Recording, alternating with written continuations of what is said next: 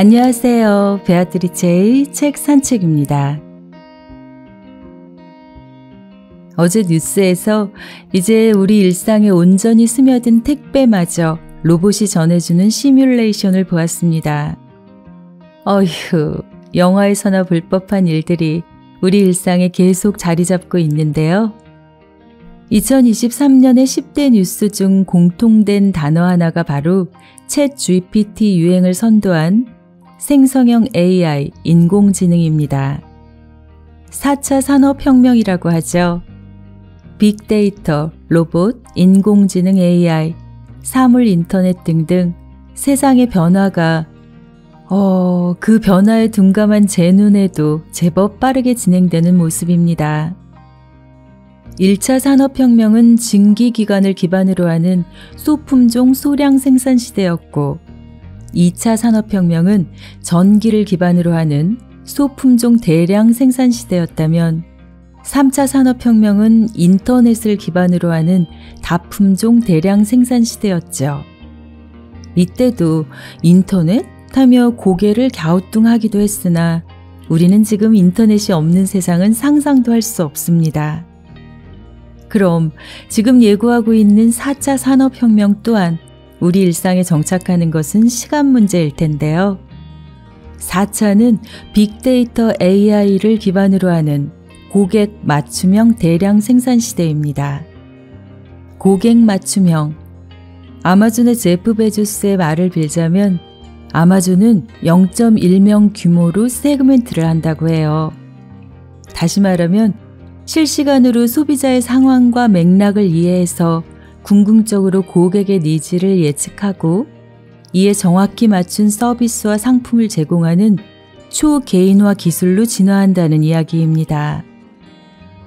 결국 우리 사회는 쪼개지고 뭉치고 공명하는 양상을 띠되 사회적 갈등은 증폭하는 나노 사회로 진행하는 게 아닌가 싶기도 합니다. 그래서 모셨습니다. 지난 20년간 사람들의 일상적 기록을 관찰하며 그들이 찾고자 하는 의미를 이해하려는 시대의 마음을 캐는 마인드 마이너 송기령 작가님을요.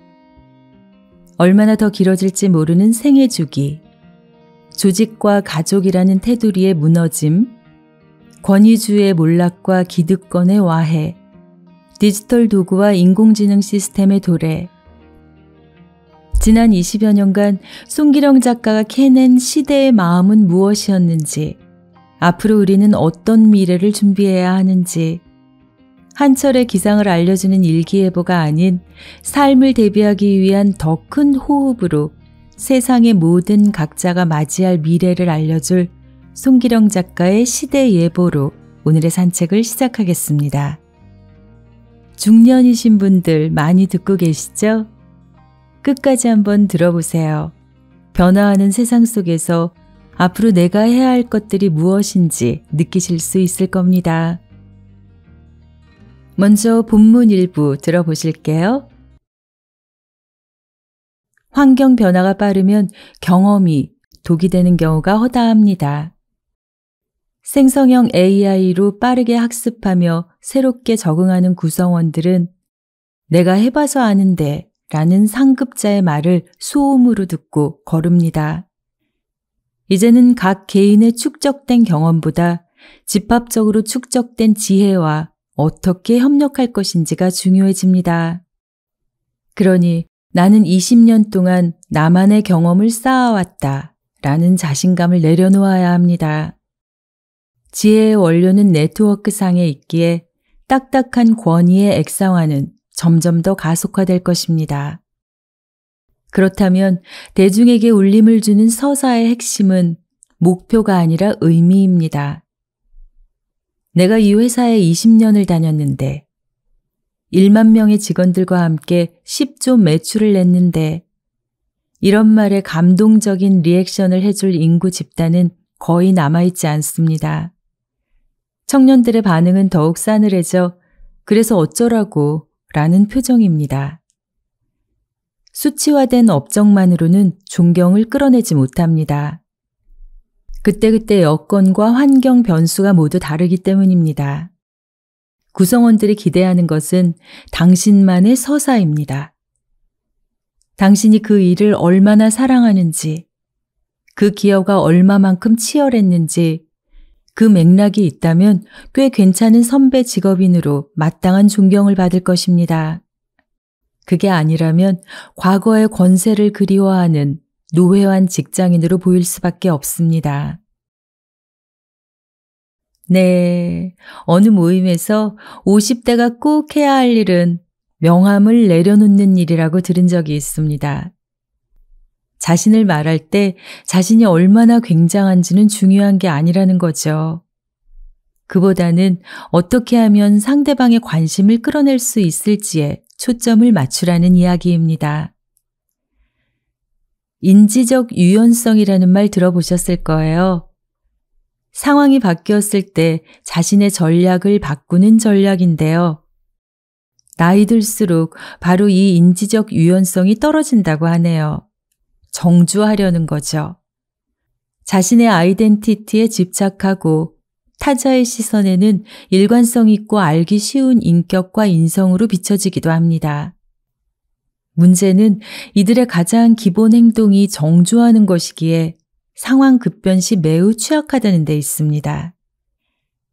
역사학자 토인비가 말하는 이른바 휴브리스, 즉 지나친 자기 과신이 바로 이런 거죠.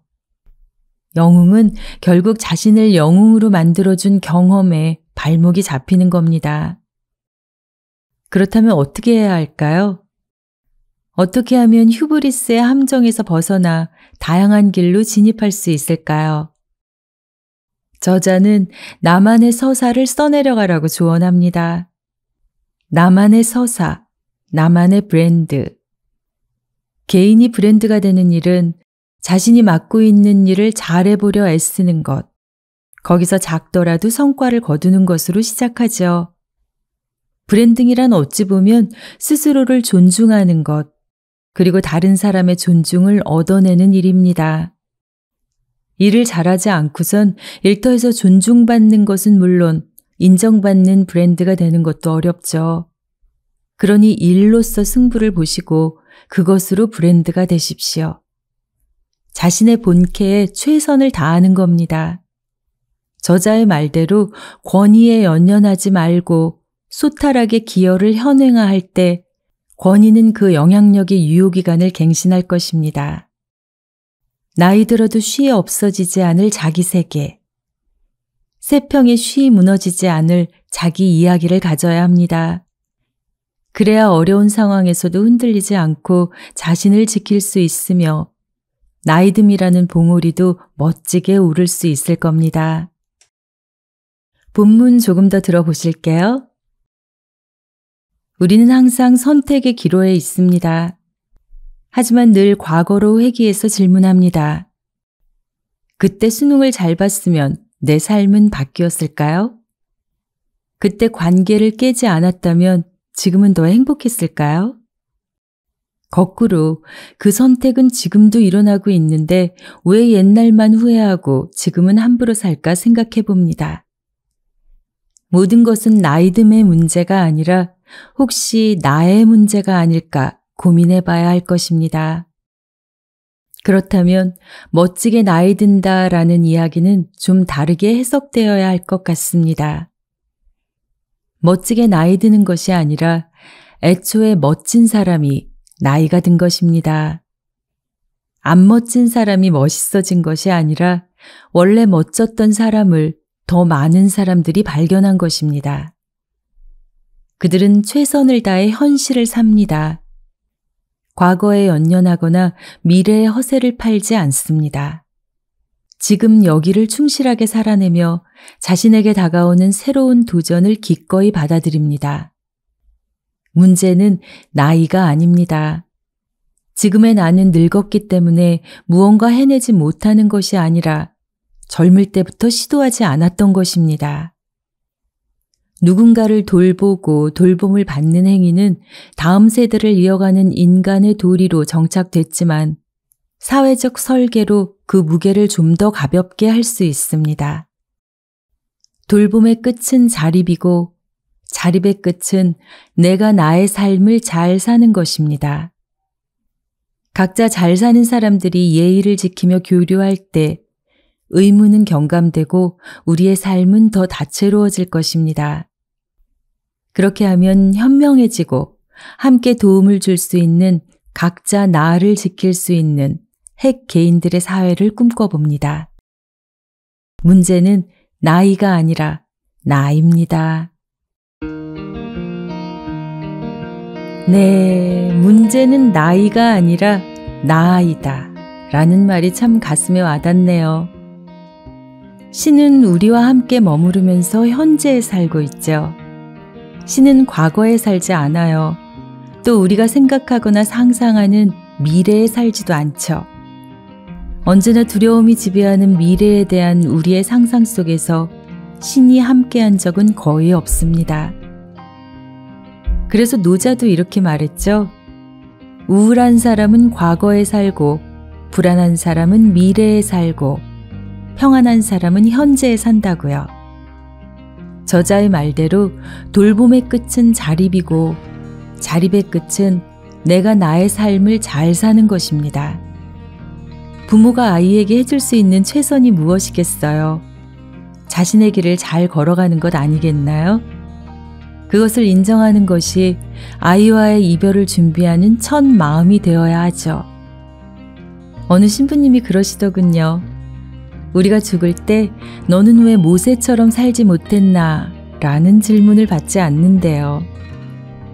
너는 왜 자기 자신으로 살지 못했나? 라는 질문을 받는답니다. 그래요. 우리는 누구이기에 할 수 있는 것이 아니라 우리 자신이기에 할 수 있는 겁니다. 다른 누군가나 다른 어느 때를 기다린다면 변화는 오지 않을 거예요. 우리 자신이 바로 우리가 기다려온 사람들입니다. 우리 자신이 바로 우리가 추구하는 변화죠. 하고 싶은 일이 있으신가요? 그럼 그냥 시작하세요. 삶이란 우리가 만들어가는 것이라는 진리는 젊어서나 늙어서나 똑같으니까요. 삶을 변화시키는 책 한 권의 기적, 베아트리체의 책 산책이었습니다.